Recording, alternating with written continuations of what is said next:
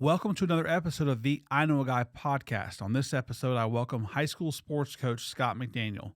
Coach Mac is a coach of many sports over the years of his coaching career, including lacrosse, basketball, football. He's coached male and female sports at small schools, large schools, private schools, rural schools. He's going to talk about how helicopter parents are causing a lot of great coaches to get out of the business altogether. How your kid not playing a lot is actually a great opportunity to teach a life lesson, and why he's always invited his teams around the Thanksgiving holiday to his dinner table if they didn't have a place to eat. So I hope you enjoyed today's episode of the I Know a Guy podcast.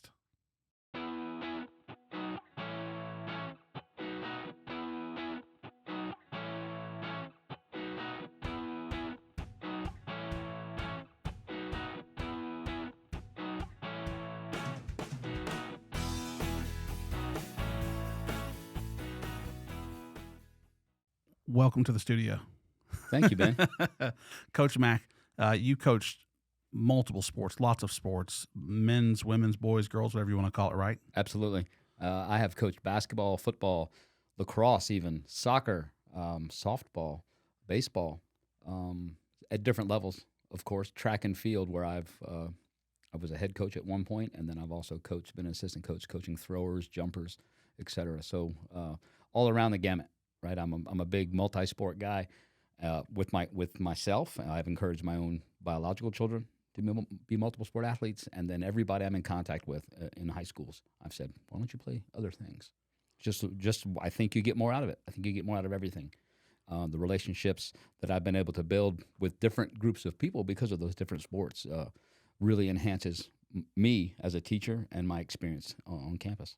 Do you find you've coached sports, it's high school mainly? Yes, high school and middle school. I started as a rec coach. I've got a trophy, Ben, from 1982, where I coached a 6, 7, and 8-year-old basketball team to a second-place finish at the Boys Club, Northwest Boys Club here in Gainesville. One of the people on that team just turned 50.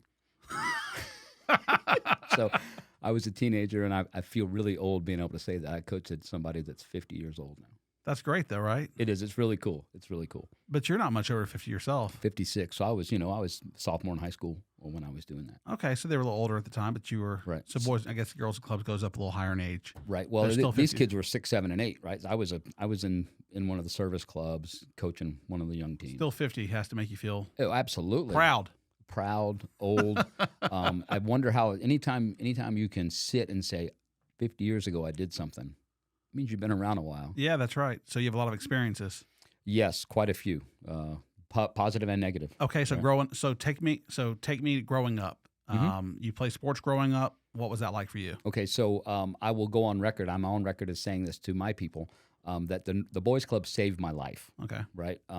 My dysfunctional house. I spent bucoodles of time at the Northwest Boys Club. There were people there that I'm still very close to today, friends that I've made, other people that I have on Facebook that were running the place that really were instrumental in me being able to sit in this chair today, right? So that's I wasn't much of an athlete. I played, wasn't any good. I was small, slow, weak, but I liked being there. I played basketball, football, and baseball there.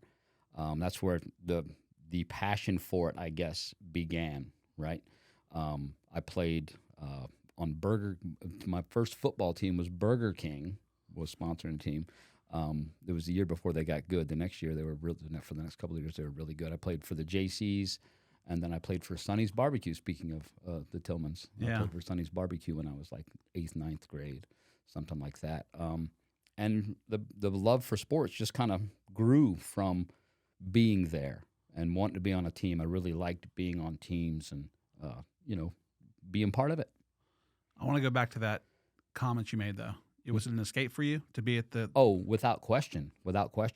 Did you know it at the time? No, not at all. I just liked being there, right? I didn't consciously go, I'm not going, I don't want to go home this evening or anything like that. But I was just always at the boys club. It was fun there. I was important there, right?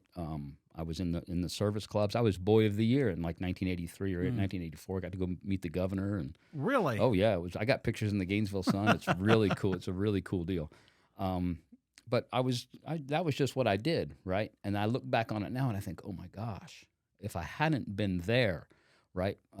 My father was a heavy drinker. There was some domestic violence issues, all of that in my house. And if I hadn't been surrounded by these people that just took me under their wing, what would have happened to me, right? You and I both know many people that grew up in really tough circumstances that didn't have those people or weren't willing to accept those people, right? The guidance from those people that didn't make it, right? So I will credit those people that cared for me as a kid. That man, Steve Safer, Harold Galloway, Richard Blaylock, the Skamaka family. I'm still really close with their son Peter. These are people that the Wakeleys that when I met them as a teenager, it was if I hadn't, I wouldn't be sitting here today. Wow, That's literally the things that they did for me. Those families, and then the Boys Club itself, the acceptance that they gave me, really helped me survive.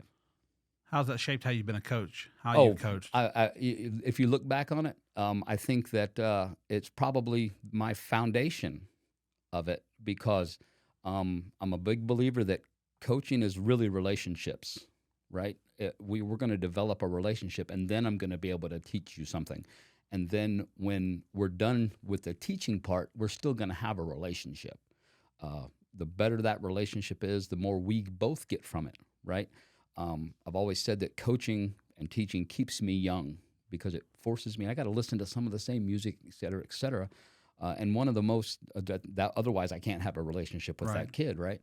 And then here I am 30 years later, and I see kids. I just message them happy birthday, and I get this glowing, this flow. Thank you for whatever. And I'm thinking, all I was doing was showing up and giving you my time, and the impact that has is really cool. And I think that's where my philosophy begins. I'm going to develop a relationship with the kid, and that's going to make that kid more receptive to the things I'd like to try to get him to do. That that takes me to a point about how kids have maybe changed over time. How maybe you were coached. Maybe you can give an example. So you played sports. You played high school sports? I did. I played at PK Young. Okay. Played football and basketball. Okay. So playing there, what would it look like in a day-to-day, say, a coach talking to you and how they would coach you and or other players versus how that might look today? Okay. So a couple of different stories about that, right? First of all, I was the 12th man on a 13-man team. Okay. Yep. I told you before I wasn't any good. I was good enough to be on the team, but I wasn't good enough to play. Did you understand that then? So that's exactly where I'm going with this, right? I can remember, now obviously my memory is selective, but I don't ever remember sitting on the bench going, why aren't I in the game? How come I'm not playing? Listen, Willie Powers, who coaches PK Young's girls team, he was on that team. He was better than me. I knew that. I didn't complain. Ben, I knew the games that I was going to play because we had a really good team. Right, and there were games where I thought, "Oh, I'm playing today," right? Because we're going to beat the snot out of those people, and I'm going to get on the court, right? I went to school. I consciously made the decision one day. Woke up feeling like I'd been dipped in doggy doo and rolled in cracker crumbs. I was feeling poor that day, and I was like, "Oh, we're playing Williston, and I'm going to get on the court today because we're going to beat the snot out of those people." And so I went to school with 102-degree fever. I got on the court and scored 9 points, right? So, but I don't ever remember sitting there going, how come I'm not playing, right? I just showed up, practiced, and did what I was told to do. I got to start one game, and so talk about how you get coached, right? We were playing at Newberry. I think it was at Newberry, and I took the first 5 shots of the game, Ben. I was 0 for 5, right? I was open. At least that's a story I'll tell you. And the coach called timeout. And he pulled the team over to the side. He looked at me and said, "Put the guns away." Oh, wow. Right? Told me to stop shooting the basketball.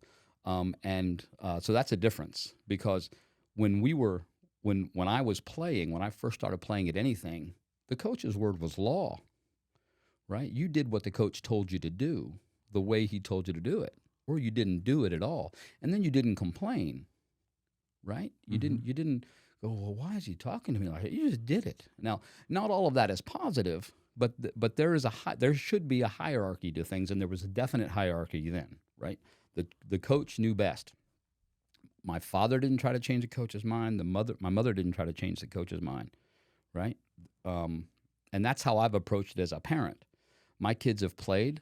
My kids were okay, right? I don't ever remember telling my kid the coach doesn't know what he's talking about, right? Now, part of that is because I coached my kids quite a bit. I got you. But when they were on other teams, for instance, my son was in a community sports league, and he's played on a team where the coach's son dribbled the ball down and shot the ball from the same spot on the floor every single possession. And while there were other parents yelling and screaming about that, right, I would tell my son, you want the ball, go rebound, because you know he's going to shoot it. So go rebound. Right, do something about it. Right, exactly. So if I thought that the people that were leading my kids couldn't, I would just go lead my kids. Right, I'd go coach the team to assure that everybody had a good experience, which I think is super important. A whole nother diatribe for that, right? But when we as parents decide that we know more than the coach, that creates a problem, right? A good friend of mine that I coached with at Santa Fe High School, Scott Pritchett, used to say that, I've had many a parent go home and tell their kid that I didn't know what I was doing, that I wasn't worth a hoot, right, as a coach. He said, but I've never told a kid that their parent wasn't worth a hoot. And I've coached quite a few kids whose parents were useless, right? So that when that starts to happen, when you start to undermine the coach's authority, the coach's ability even, because then the kid starts to question what I ask you to do. And that's a problem, right? But at the same time, that's probably gone on forever. It's just more prevalent now.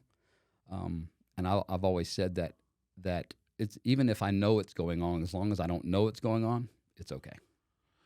So you get the sense, and I coached with you. You hired me. Absolutely. One of the best hires ever made. I agree with you to coach basketball. Right. And I learned quite a bit from you. A lot of good coaches across the country that were getting out of the business. Whether it's pay or really it's not pay, it's parents.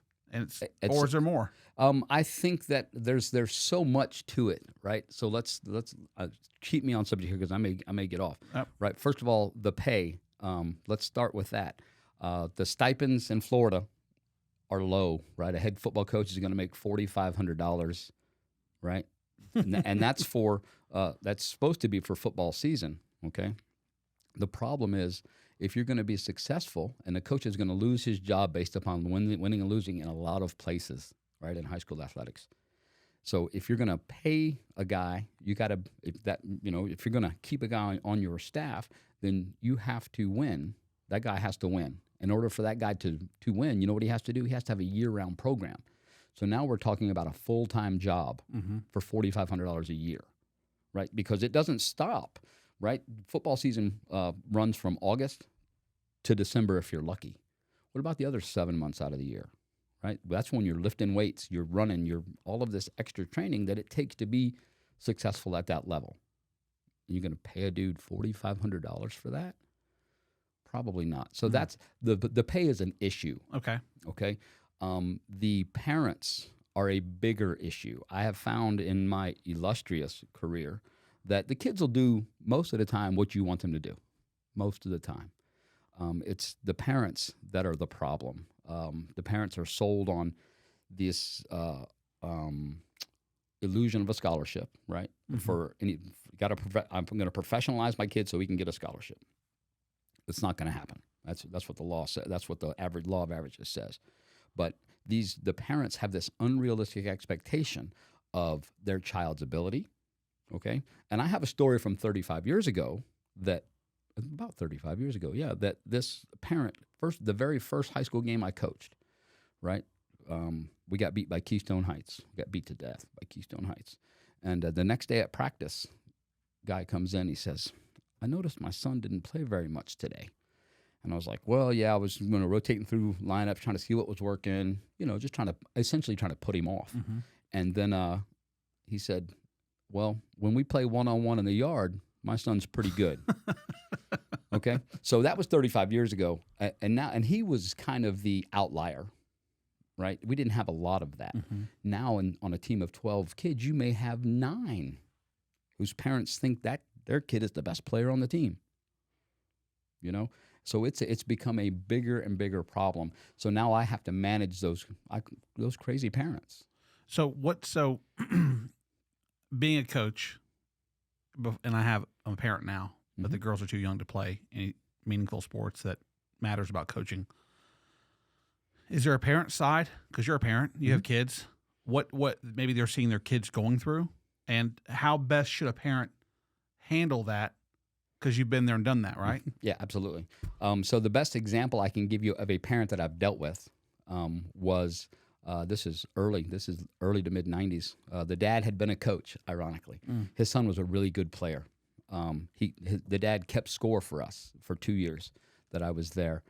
His son's now a principal up in Alabama somewhere. Okay. And still friends. We're still friends today. But he would keep score for us while his son was playing. And then after the game, he would hand the scorebook to the coach and say, "Nice job, coach. See you tomorrow." Right? We never heard word one. This is from a guy that coached high school basketball, right? All he was doing is he was doing for us, right? He wasn't undermining us at all, right? So that, I think, is the perfect world scenario where publicly it's very, very cordial, and you do what's needed so everybody can have a good relationship or a good experience, I think, right, with the team. Then I think privately, my job is to encourage my kid, okay? I can't, if I come home and I bash the coach, all it's going to do is undermine the coach's authority with my child, okay? If my son asks me questions about why he's not playing more, or if he should do this or do that, I would then go, "Have you spoken to the coach about that?" Because it's not really my place. My wife, God bless her, I've been married 27 years this year now, right? And she's a saint. Trust me, you know me. She's a saint.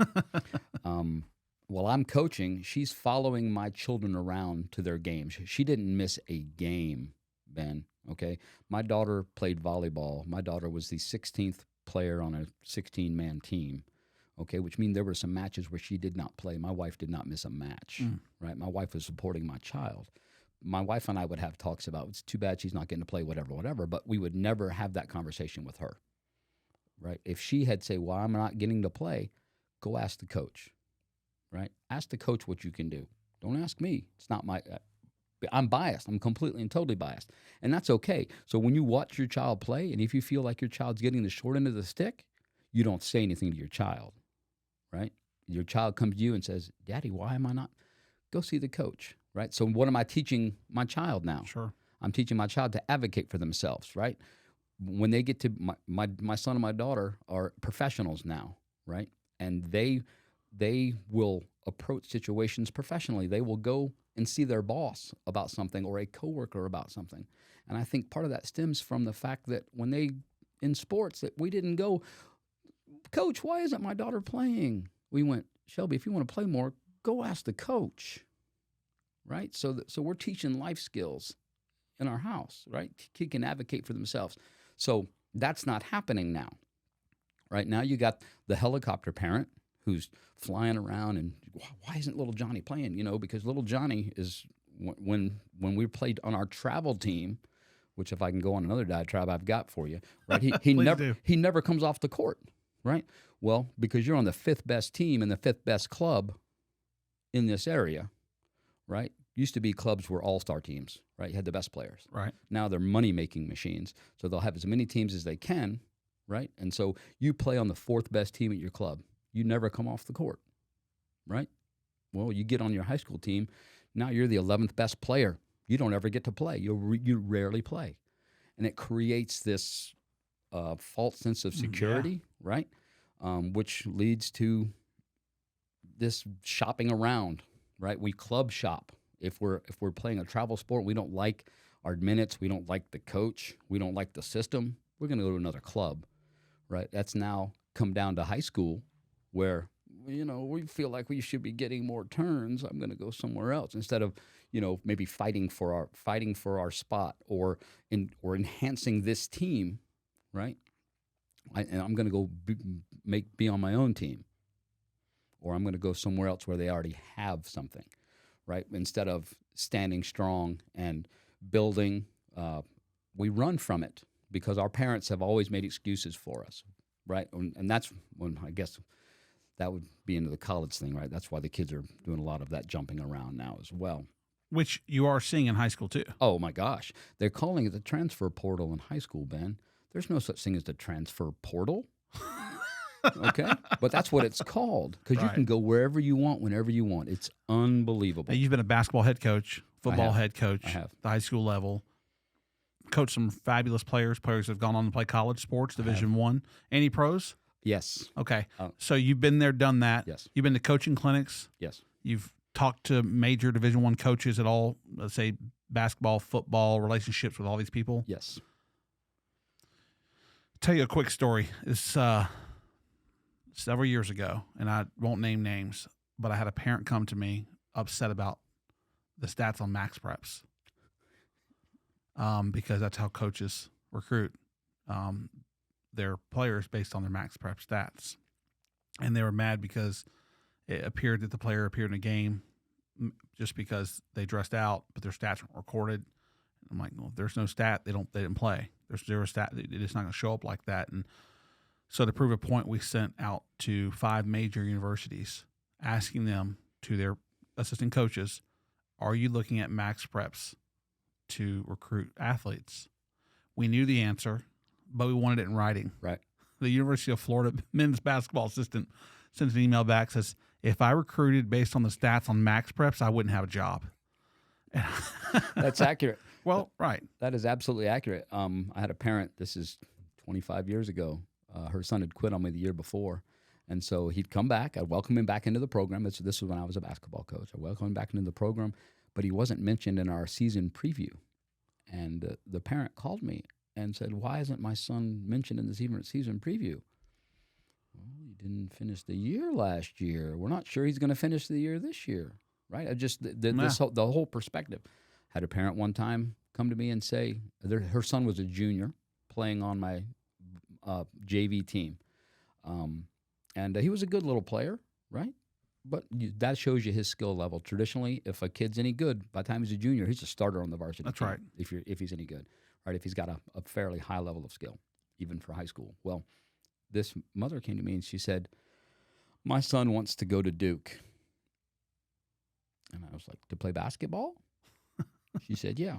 I said, well, I said, listen, the best player on my team, who averaged 20 and 10 for his entire career, isn't going to Duke. Okay? So, but getting people to understand that is, it's not easy.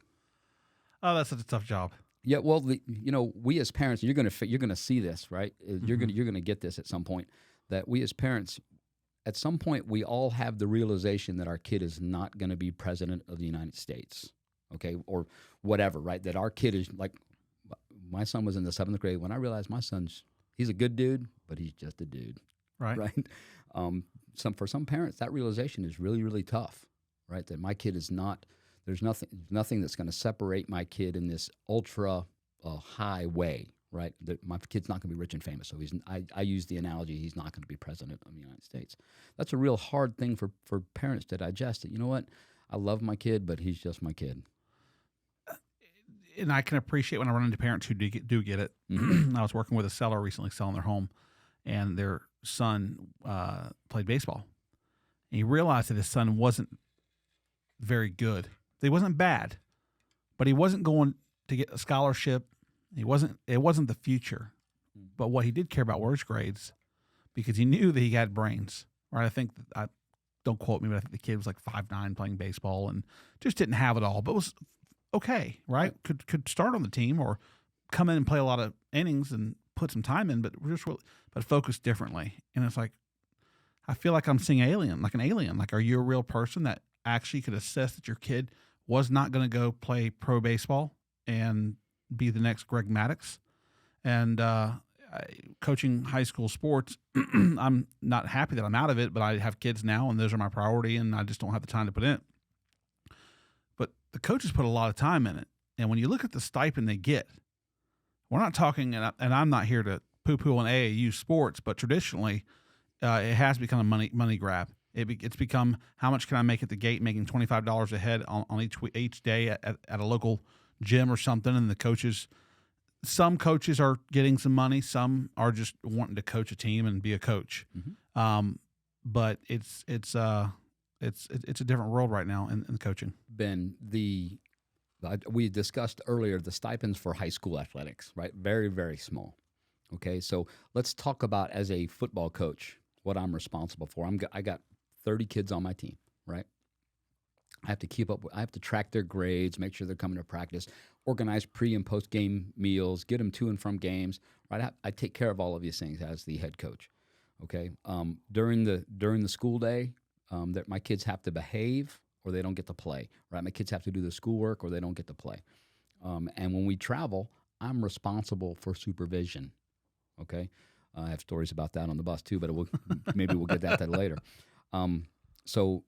And they're giving me $4,500 for a year-round program, by the way, which is why the stipends in Florida need to increase at least double, maybe triple, or maybe it's just a full-time job, right? As a head coach, maybe that's the full-time job. But let's go to the travel coach now, right? The travel coach practices 2 days a week.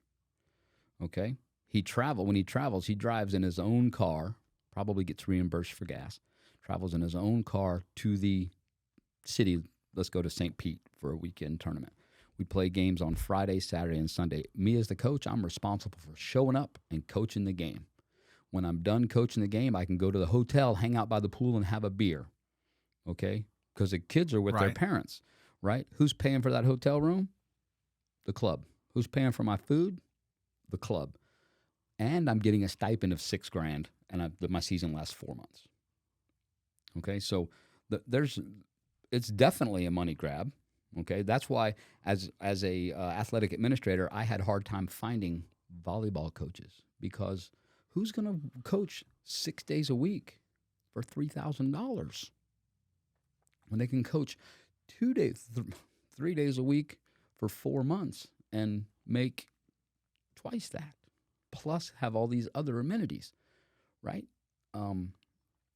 So can I interrupt for 1 please. second? Could it be because high school sports really are irrelevant and should go away? Are they not important? High school sports are important because everybody gets to play, right? The only way you get into a club, unless you're really, really good, is you have some do-re-mi, right? You have money to spend. Not everybody that we know can afford to do that. Now, if you're really good, they'll comp you, right? Somebody else will pay for your spot, which is another issue entirely with travel athletics. But if out in Lake Butler for a second, that's where I'm going to be next year. How's a kid going to get to Gainesville to practice with his club and travel with his club, right? That some of those kids, all they're going to ever know is the athletics that are presented at their high school, or maybe even at their middle school. Maybe they don't make it to high school. So high school athletics are important, okay? They're becoming less so for the top-end kids because of all the travel, right? These traveling tournaments and things like that at the highest level are really good for the colleges, because all the coaches can come see the player at one place. They don't have to travel around the country, right? You don't have to do all that. You can go see 15 players in a weekend instead of one player this day and then go to another day, travel somewhere else, right? So it makes some sense at the highest level. Okay, if you're elite, those make sense. But you don't really have travel football. Oh, it's coming now. It's not really football, right? But it's flag football. So how important do you think 7-on-7? So my point with football is you still see the top coaches showing up to campus, glad handing the admins, showing their faces and taking some pictures maybe, and because they want that 4 or 5 star recruit. But in basketball, where they have, let me make the difference, by the way. There are actually club basketball programs at the highest levels that are maybe sponsored by Nike, Adidas, and others, who actually have really good players, and players can get better than you have sort of lower level, which is sort of maybe more of a money grab. Because a player who's really good will go to an Adidas team and actually not pay a dime, right? Correct. Everything. So I'm not saying that your kid's not good if they play AAU. What I am saying is that they're really good, they don't pay anything. Correct. So what does it look like for football in the future? 7-on-7, is that where the big coaches are going to be going to watch them? No, because it's a different game. Okay. Right? We can watch technique of the quarterback and techniques of the receivers and the DBs, right? But there's no tackling. It's a completely different game, right? The quarterback, there's no fear of getting hit in the ear hole, right? It changes the game when all of a sudden, and when there's traffic in the street, right? When you've practiced driving around the parking lot when you were 15, right? And at your mom's work, you just drove through the parking lot. Right. That was easy, right? But when there's people as a crowd, let's see how you do in a crowd, right? It changes the game, right? We use a lot of analogies as coaches, when the bullets are flying, right? When the people are coming at you, it's hard to keep your eyes down the field, right? So that changes the game. So I don't think that 7-on-7 will ever replace high school football. Now, will there be a club model where you're just taking these really good players and making teams and making leagues? Maybe. But I think because football is so expensive, that creates a problem for clubs to start up, right? Basketball is very inexpensive to run. You need a ball and a hoop, right? Right. You don't need all this equipment. I mean, each kid in a football game probably wears $500 worth of equipment. You got 40 kids on a team. How are you going to start? Where's your startup? Where's your seed money for that? So I think that's a big separator. Unless you're that program that right. Who was that? Was that supposed to be some great high school from somewhere? The program itself, the one that showed up to ESPN. The Bishop Sycamore, right? Speaking of money grabs, that's money now. But those programs have popped up all over the place too, right? There are we've had some here in Gainesville. So what we're talking about here is the program, and I'm not sure what they call them. It's a Friday Night Lights, but whatever ESPN, they feature this high school game, and one of the programs is really a fraud. Right? It was absolutely a fraud. They supposedly had like 5-10 Division I players on the team. The coaches lied. ESPN said, okay, brought them on, and then found out after they're getting thumped in the game. Like this is it was bad. It was really and bad. Dangerous. Yeah, and absolutely. That there were some dudes on there that weren't even in high school, right? There were some 25-year-old dudes playing in that game, right? They were using practice jerseys essentially, and I feel bad because these are people that have been lied to. Right, you get these pop-up programs that, hey, we're going to play this schedule of these post-grad schedule. It's not going to cost you an eligibility. All I need is your Pell Grant money. Wow. Right, and you can do some prerequisites for schools and things like that. How fraudulent is that? It's absolutely fraudulent. There are and there's some guys on Twitter that I follow that last year, a year and a half ago, maybe 2 years, they were out to get these people. Right, they were publicized on all this stuff. We've had some programs here in our area that have popped up and kind of come and gone, doing the same kind of thing. And it just, hey, I'm going to get as many kids. I'm going to promise them X, Y, and Z. All they got to do is sign up, and I'm going to get your Pell Grant money or whatever money I can get from you, and then we'll kind of disband. Wow. Play a few games. Or you got to get yourself to and fro. Those kinds of things. It's scary. So high school sports, high school coaches, I know how active and how much work you guys put in. You've coached multiple sports. How does it, you discussed briefly about getting coaches.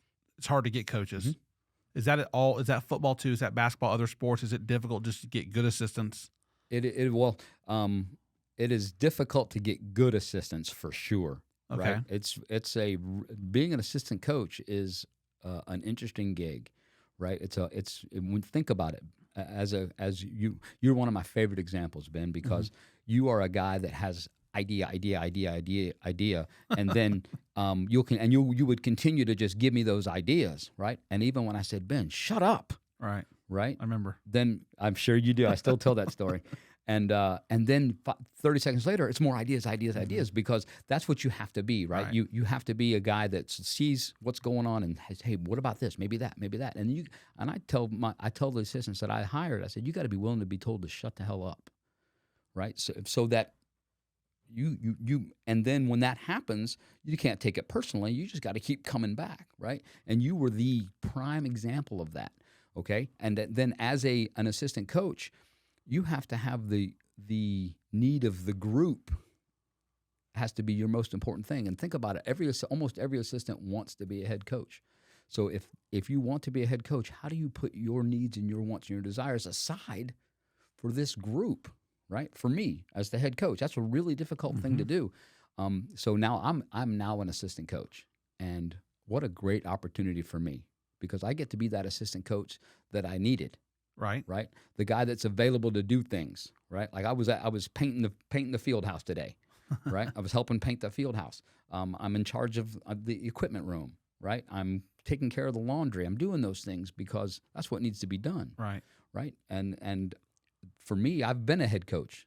I don't have any interest to be a head coach again. I want to be the best assistant coach I can be, right? I'm going to do what the head coach needs, and I'm the kind of guy that has an idea. I say, what about this? Well, no, that's dumb. Okay, well, what about this? Uh-huh. Right? I'm going to keep coming back with those, and I get a chance to be you, right, for Sure. somebody else, and with no aspirations for me of trying to move up. I've been to the quote unquote mountaintop, Right. right? I've seen it. View's pretty nice, right? It's also a lot of work to get there and stay there and be happy there. So now I'll find myself a role and help a group. You know, I know as an assistant myself, I probably at some point had some aspirations to be a head coach. But we talk about hierarchy, and I grew up in knowing your role. Mm-hmm. This is where you're at, especially when you trust and you're a loyal person to the head coach, then you got their back. Mm-hmm. So your job is not to somehow overthrow the king. It's to help them, and all boats rise with the tide, with the seas. And so my goal was to help the head coach as much as I can. And I can remember a playoff game from one of your predecessors who just absolutely screamed at me something. And I think it was a sold-out gymnasium in Central Florida, second round of the playoffs, number 3 team in the state, multiple Division I recruits on their team, and just loud screaming. And I'm just giving the head coach, because I know him very well, giving him some intel, whether it's someone's got 3 fouls and you don't want them to pick up their 4th, or it was whatever it was. I was screaming. He looks at me and says, I got it. But until he yelled at me and said, shut up, I got it, I wasn't going to stop until he got it, because I know how his brain is wired. And his brain was just moving. And then he went, got it. And it wasn't personal. It was never personal. Nothing was ever personal. And I've watched newer coaches come in just over the years, even as a fan, because I still go to high school sports. I enjoy Friday night football. I wouldn't care. I've gone out of town and watched other teams play, not my team, just because I like to watch it. Yep. And you can watch assistant coaches with thin skin. It's like, it's okay. You're going to get screamed at. That's your job. Right. Do it. And they get, oh, you're not going to talk to me like that. You're on the wrong team. It's not personal. Right. I've seen it, and I'm sure you've seen it too. Absolutely. I have been on both ends of it, right? And I've seen multiple different reactions to it. I thought your reaction with our interaction was fantastic. Sure. Right? Was fantastic, because you went for a second and then right back to being Ben. That's right. I had another one where at a JV football game, this is 20 years ago, I called, see, my team is losing it, right? You can see it on the field. Not losing the game, we are losing it. Right. We are coming unglued on the field, right? So we're yelling at each other in the huddle, whatever. So I called timeout, and I'm going to walk out there, and I'm just going to calm the situation down, right?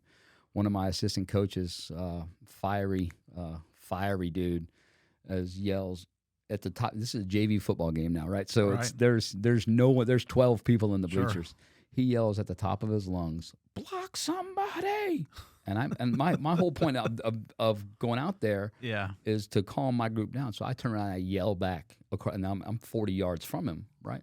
Shut up, at the top of my lungs, right? And then I went, ooh, right? Because I kind of lost my cool for a second, right? So I walked back over to the sideline, and I could see him, right? He's fired up, and our back is to the bleachers. I stand right next to him.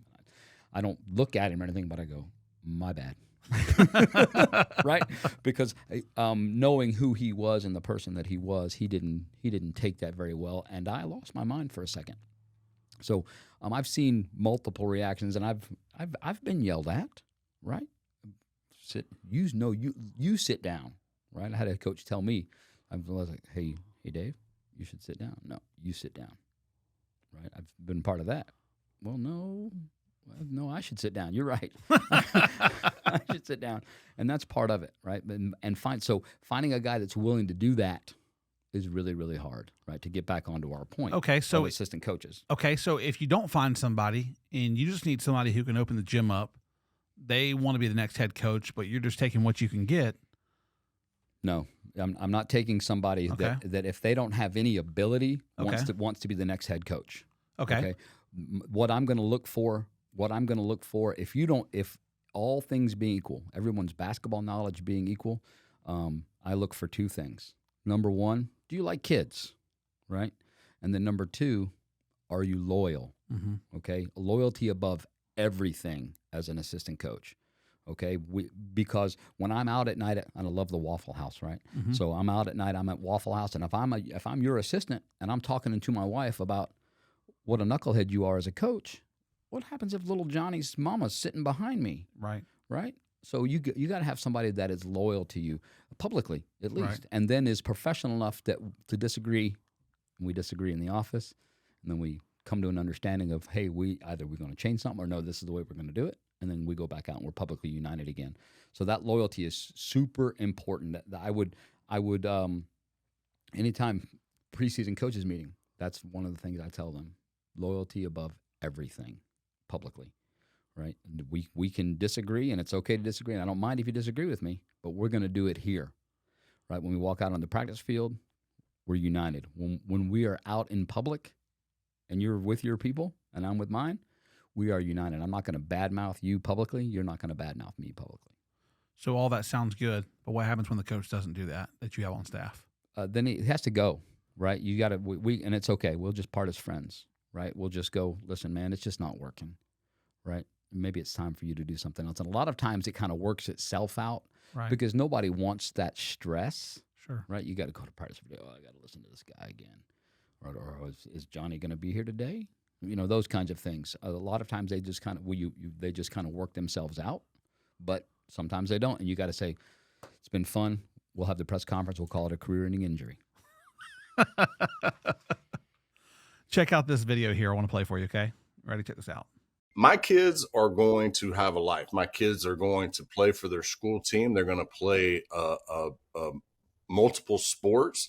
And in the summertime, we're going to be a family, and we're going to travel as a family together. And we're going to do things that we enjoy doing away from, the sport. And that way, whatever sport they are adamant about, whether it's lacrosse, which I know nothing about, but my 13-year-old started lacrosse this week. So apparently I'm going to be a lacrosse dad here pretty soon. But, if one of them's bread is buttered in baseball, they're not going to play it till the springtime. That's my feeling on the subject.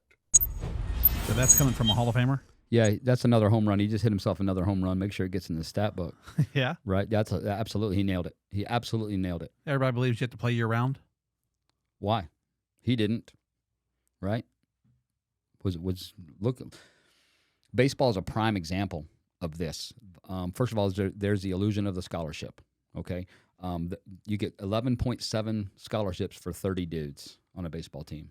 Right? Preston Tucker, one of the best players ever to play at Florida, got a third of a scholarship. Wow. Okay, and he batted cleanup for the Astros for a couple of years, right? So he's pretty good. Mm-hmm. So there's no money in it, right? So that scholarship doesn't really exist. Then physically, there's no worse sport in the world to play year round than baseball, because it trains what? One half your body, right? Why do you think dudes like I don't know, Roger Clemens might be a bad example, but he played for 20 years, right? Randy Johnson, all these dudes played. Greg Maddux, Tom Glavine. Tom Glavine was a hockey player as well, right? Is there any coincidence? Is it a coincidence that these dudes had long careers and they avoided injury because when they were teenagers, they didn't just do one thing, right? I'm a believer that you only have so many jumps in your legs, right? Sure. You full speed jumps and stops. You only have so many fastballs in your arm. Okay. If all I do year round is play baseball, eventually my arm is going to give out because I can only do that for so long. If all I do is play basketball, eventually I'm going to wear my lower legs out. Right. And I'm not talking ACL injuries. I'm talking fractures. I'm talking broken legs from jumping and coming down. These are overuse injuries, right? didn't. It's more prevalent now because of the year-round. I call it professionalization of youth sports. Right, that guy gets it. His kids are gonna play multiple sports. He's gonna travel in the summertime. Absolutely, give some time off. Even the pros, the professional athletes, they take time off. They take a month, month and a half, 2 months, 3 months off a year where they don't do their sport. They may still lift, right, or run, but they're not out there throwing full speed, right? So we don't get that at the youth level, and that guy Chipper Jones knows what he's talking about. So Tiger Woods playing since he's a kid, and his body's just breaking down everywhere, every day. Let me get into a debate real quick with. I do this a lot, and producer Jake, who's not here today, gets mad at me about this. You coach high school basketball, you know basketball, you know the game. LeBron James or Michael Jordan? LeBron James, and I was a Jordan defender for the longest time. If my son was here, he would agree with you. Okay, would agree with me about that. Yep. That I'm an old head, right? I love watching. I'm a Bulls fan because of that guy, right? But LeBron is the all-time leading scorer. He's fourth in assists. He made 8 straight finals, right? All of these things that are just, it's uber impressive. He's the biggest, strongest, most skilled player the game has ever seen, right? He can dominate in multiple ways. He spent 20 years now going on 21 years in the NBA. Doesn't get in trouble, right? Doesn't cause outside of the game headaches for people, coaches, family, etc. He's a winner. He can score. He can rebound. He can pass. People will point to his defense. He's in his prime was a average to above average defender, I would bet, and probably could guard multiple positions. Jordan is 1B for me. It's that close, right? But I can't deny a dude that made the finals 8 straight years, been in the league 20 years, and made the finals in half of those years. Right? To me, that's just super impressive. Some argue that he made those finals because he was facing a weaker conference that he was in, whereas Jordan was in the Eastern Conference with Detroit, the Boston Celtics. I haven't given my opinion yet, but you see 2 jerseys hanging in here, so it's clear that they're not going to show up on the video, but there's 2 Michael Jordan jerseys in here. Pretty big fan. And 2 of my favorite jerseys, too, the black ones, man. I really like they're pretty cool. For sure. Michael Jordan, LeBron James, all-time leading scorer because all-time leading playing so many minutes and so many years. Credit to his ability and stamina to keep it going, although I think this past year showed he is slowing down. I mean, he has been, but now this past year. So I could never, ever pick LeBron. I couldn't even pick LeBron 1B. But that goes to, it's kind of like maybe how kids used to listen to their coaches, and now the parents are more involved, it appears. Maybe we talk about more prevalent. It's his approach to things with how he's played the game. Like if he didn't become an Emmy award-winning actor for getting somebody blowing on his face and falling backwards, I would be more apt to say, okay. And also, when you self-proclaim yourself the greatest of all time, that's when I knew I was the greatest. Who the hell says that? But I've got a coach friend who says to me that, well, he's confident in himself. And I just have always kind of, I think, been raised more humble. And it's like Jordan's idea of it is like, hey, look, that's not fair for me to do that to the other guys that came before me. I think he honors the game that way, and I'm not sure LeBron James honors the game. Well, I would argue that he's a historian of the game. He knows who the greats are, right? So I think in that way he does honor the game. Jordan is perhaps the greatest competitor of a great player we've ever seen. Would do anything to win, include punch his teammates in the face, right? So I think they're both great in different ways, and obviously in different eras. Jordan was, and once again, I'm a Bulls fan because of Michael Jordan. Sure. So I'm a huge Bulls fan. And I thought, like you, for the longest time, that I couldn't I don't see it. And then about 2016, 2017, I went, no, LeBron's James better. And I will tell you this, that we can talk about the weak Eastern Conference that he played in, right? Well, think about the Western Conference teams that Jordan beat in the finals, right? 6 straight. Yeah, but only went to 6. But Right. 6-0. 40% of his career he was in the finals. 50% of LeBron's career he's been in the finals. But he was undefeated in the finals. I'm asking for a friend. Sure. Playing against maybe a weak Western Conference, right? I would make the argument that Okay, hold on. John Stockton's weak. John Stockton is not. He is not a weak player, but he's not uber skilled in terms of shooting, right? He was a great assist guy, gritty defender, played really hard. And he would be a star today. I do not want to belittle Sure. what he did, but he's 6 foot tall, The right? Maybe. the reason you don't want to belittle is because if John Stockton's son miraculously shows up at your school, Right, exactly, you'll ruin exactly. that. Those are facts. Well, let me tell you, I was at a coaching. I was in Tampa, Florida, at a summer basketball camp. I want to say at USF. We were in the Embassy Suites hotel, and I'm trying to think why. That doesn't make sense. It wasn't NFL time, but it was during the summer.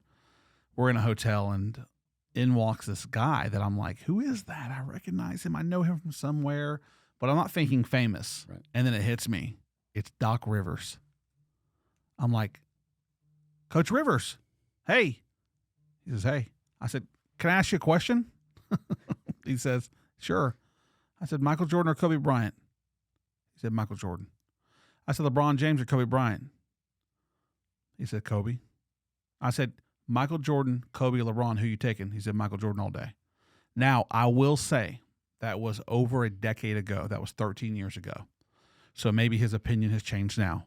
But you kind of see some of the old school guys, for the most part, except for Scottie Pippen, who seems to now want to dump on Jordan, pick Michael, and the newer guys going, it's LeBron all day. Right. You know, I'm not calling you a newer guy, so your opinion matters, being that you grew up watching Jordan play. Mm-hmm. And seeing that, and you grew up watching guys older than Jordan play, or before that time. Absolutely.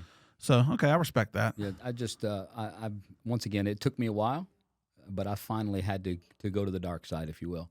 I think that we haven't seen what he's accomplished ever, right? Well, the game though has changed so much. No, mm-hmm. The way it's called, the way you can. I mean, it's almost actually embarrassing, in my opinion, to see that you really, who's getting in your way when you come to the hoop? If you're driving strong, everybody gets out of the way mm-hmm. and lets you dunk it. It's like watching the All-Star game sometimes. NBA games are like that. Right. Hey guys, look, it's almost like it's a secret. Hey, it's not a secret. It's kind of an in-house, like a code.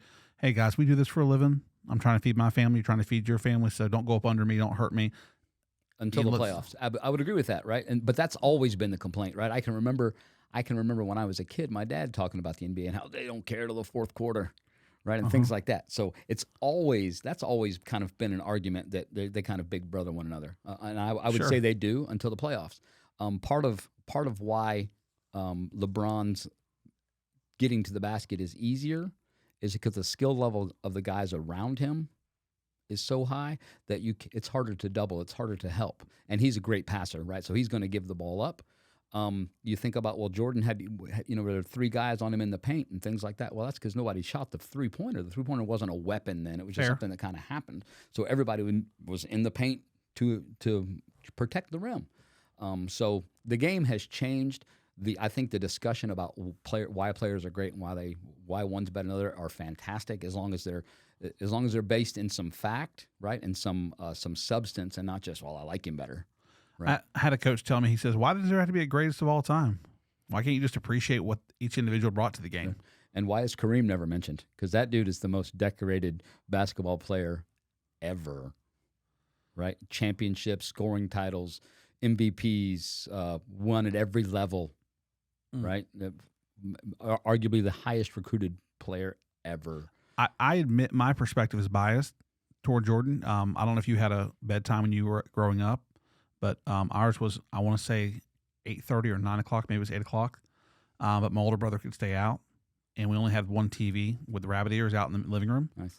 And he knew how much I love Michael Jordan, but I love Michael Jordan because he loved Michael Jordan, right? He's my older brother, so I look at everything he likes. I like the Atlanta Braves. They're winning the World Series in '94. I like the Chicago Bulls. I like the Dallas Cowboys. Everything I was a part of was winning, right? Go figure. But he would push the couch out about 1.5 feet or so off the wall, and I would lay behind the couch and watch through the end table to the TV. So if my parents walked out of the bedroom, they didn't see me sitting back there, and I'm back there watching the Chicago Bulls play.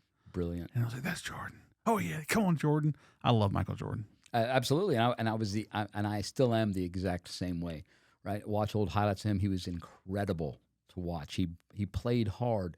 I can remember thinking they were getting beat by the Magic in the playoffs at one point when he'd just come back from retirement. And I can remember him slapping the floor and picking Penny Hardaway up three-quarter court. I'm thinking, that's the best player in the world doing that, right? And that to me was just incredible. Who was his basketball coach? College? It was Dean Smith. Dean Smith. Yeah. Have you seen the picture of Michael Jordan on the floor? I call it an iconic photo. He's on his knees and just looking up at him like, that's my coach. Right. And coaches, and it looks like the coach is coaching him at that point, right? And he's looking right at him. Absolutely. And when you think about, there's the greatest, arguably the greatest player in the game. Yeah. Right? Who's taking some coaching from somebody. Right. That's a lesson for everybody, isn't it? Well, hopefully. Right. There's a lot of people. Everybody thinks they're a coach now. Yes. Well, I'm being a football coach. I use Madden as an example, the video game. I say anybody that has ever played a game, watched a game, or owns the video game thinks they can coach. Right. And it's not just you can't just understand the game, right? You can't just have played the game. You can't just like people. Right, you got to be able to mix all three of those, and then you got to be able to stay up till 3 a.m. doing stats and doing laundry. I'm not complaining, right? Because I've been there. Yeah, facts, right? Like, no, you don't. Well, you've got the new stuff now where you just send video across the thing. Hey, here's some game film. But we used to drive an hour away to go meet someone and get a little VHS tape to watch game film to scout. Listen, I'm still waiting for a film sent by Tamarick Vanover when he was the head coach at Lake City Christian back in the late 2000s. He sent it. He told me, he said, I'm mailing it to you. I've mailed it. He told me, I've mailed it to you. I sit here today in 2023 still waiting for that film. That's been mailed now. It's in the mail? Postal Service. Yeah. We played on his home field, and I never met him. Wow. He never came over and shook my hand, never showed me where the locker room was, any of that. Huh. He's probably trying to make sure find the tracking number or something for that. Yeah, he was working on he was really scurrying to find that film. That's right. Oh man. So let me end it with this question for you. Give me you coached a lot of kids. You've got I don't know if there's a favorite story, but is there ever a story you just always go back to, a moment, maybe it's something life-changing that you did for a kid or something, but something that you're kind of like, man, this is it's I've been in high schools for 27 years, right? I've been coaching literally since I was 14 years old, so 40 plus years I've been coaching, and I've been blessed to coach some really good players. Nick Collins played JV football for me in Dixie County. He scored a touchdown in the Super Bowl. That was an awesome thing to see. Green Bay Packers. He intercepted Peyton Manning and scored a touchdown. I got to see Linville Joseph grow up, man. Obviously locally absolutely. Here. I was blessed to coach Kyle and Corey Veraska. They were great players and great people, and two of my favorite kids, two of my favorite human beings, really. Melvin Patterson, who went to East Carolina, right, as a safety, became a little middle linebacker. I got to watch him grow up, and he was an integral part of what we did at Santa Fe High School. I've watched Will Indianos be the first quarterback in Florida history to throw 100 touchdowns in a career. Wow. Right. I watched Jared Armstrong throw for 520 some odd yards in a game and 9 touchdowns. Right. I've been blessed to see all of this stuff as a coach. So to pick one out would be really, really difficult. But here's a favorite story of mine because of the way kind of the world is going, the world of athletics is going. I like this story. Okay, this kind of encompasses it all. Corey and Kyle were juniors and we lost in the second round of the playoffs. Basketball players. Basketball players, yeah, 6'6", 6'8". Both of them were really close to 1,000 points in both their high school and college careers individually, right? So I think Corey ended up like at 950 points in college, Wow. and Kyle about the same. So really good high-level basketball players. Well, one was a Division I player, one was a Division II player. Well, so this is 2006, right? 2005, and so the transfer thing is really just kind of beginning. PK Young had a really good team that year, and there was scuttlebutt that they might go over there. And if they had gone over there, they might win. If they go over there, they might win a state title. Sure. Right. So after our final meeting that year, after we lost a disappointing loss in the regional semifinal, I held them back. I said, "Hey, man, I know I'm going to tell you what I've heard, and I understand it." I said, "I'll tell you this. You can do whatever you're going to do, right? And we'll still be friends, right? Love those kids to death." I said, "But what we've done here," and at that point it was 3 consecutive playoff appearances, right? 2 consecutive district titles, right? We were really good. Mm-hmm. I said, "What we have done here is yours. You've done this, right? You own this. You can go over there and you can be a member of a team, and you guys might be pretty good. But do you really own that? Right? Is that really yours? Or, what we have here is your name is stamped all over it." Right. Right? To my blessing, and to the school's blessing, they came back as seniors. We won another district championship and a first-round playoff game. To me, that's always been a great example of loyalty, right? And to your school, to your team, and being a builder of something. I love to build things, right? I love to start it in one spot and take it to another spot. I think there's a lot of value in that. Instead of just going, if you go where the grass is already green, are you really having an impact? Does that make sense? Sure. So I think that to me is just a great example of dudes saying, "You know what? You're right. This is our school. This is our program. It's not my program, Right. right? It's your program." And they set for me a great example, right? I don't know that happens today. Even for them, right? It'd be so hard not to go, "You know what? Down the street, this team is really, really good. I'm going to go be part of that team," right? It's happening all over our area in all sports. And today, so I think it'd be tough for them today to make that choice. Absolutely. Well, I think it sort of runs rampant in a way in pro ball. You don't see a player just stay somewhere for the life of their career. And as a young kid, I may not have understood it. It didn't really happen then as a kid. But if I were a kid today, I wouldn't understand it. But growing up, it's a business, and those franchises have no problem cutting you when the time is right. But watching players like an Emmitt Smith retire with the Dallas Cowboys, and even though Brett Favre came back after Green Bay sort of said you're too old, and he ends up retiring there, it's nice to see players finish what they started. And the Corey and Kyle case, those kids were different. Yeah, no question. See 2 brothers get into a fist fight in the middle of the court. Ben, there's so many stories, man. I tell that story too, right? Where they were so competitive that two brothers. They're rolling around on the floor, punching each other in practice, right? Because they were wearing each other out. They were getting after each other that hard in practice. But that group itself was really cool. I can remember Corey and Melvin after a 2-hour practice, they're going to go play one-on-one, right? You wonder why those dudes were successful, right? But there's just so many stories. Seeing Nick score a touchdown in the Super Bowl was really cool.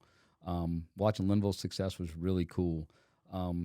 Melvin was a freshman or sophomore at East Carolina. They were playing against the West Virginia Mountaineers, and they were getting beat pretty good. Pat White was the quarterback for West Virginia. And as they cut to commercial, they showed Pat White on a quarterback keeper getting to the corner, and Melvin comes down. He's going to come tackle him. He gives him a little shoulder, and Melvin crumbles to the ground. And the announcer, as we go to commercial, goes, "See you later, Melvin Patterson." Right?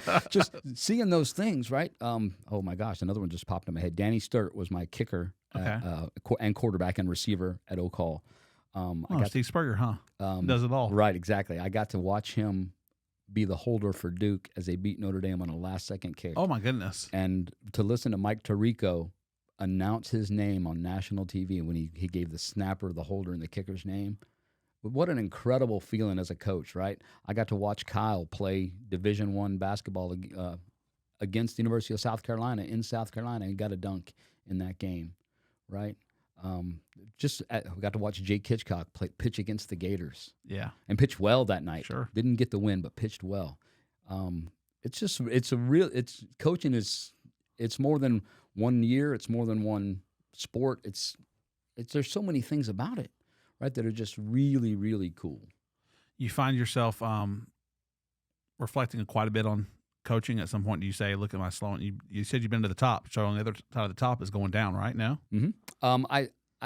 I've said it in the past. I'm not at the end, right? But I can see the end. Gotcha. Right.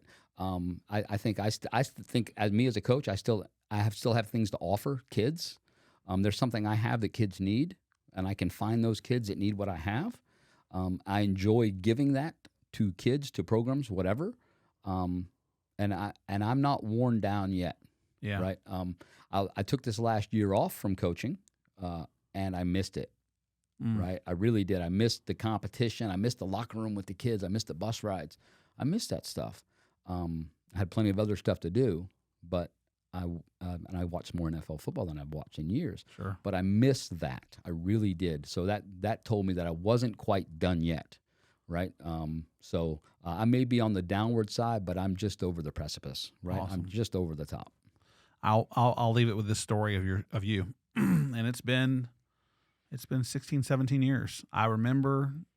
I mean, this is crazy. While I do remember the X's and O's, they're not the most fond memories. What was fond was Thanksgiving, holiday break, and I want to say we'd probably practice Wednesday, the day before Thanksgiving. Hey, guys, enjoy your Thanksgiving, back Friday or Saturday for practice. And you would say, hope you eat lots of turkey and gravy, and if there's not food on your table at your house, you're welcome to come over to mine. And you'd always invite the kids over for Thanksgiving at your place if someone needed a place to stay. Says a lot about your character. Thank you, Coach. The kids are important to me, man. Right? Not everybody has a place for whatever. Right? Mm-hmm. I try to treat kids like they were mine. Right? For better, for worse. Right? I care about them, and that's just me being me. Right? That's not a show. That's, hey man, if you don't have Thanksgiving dinner, you come to my house. I'll make sure you have Thanksgiving dinner. And I've had a couple actually take me up on that. Awesome. Thanks, Coach. Appreciate your time. Thanks, buddy. Yeah.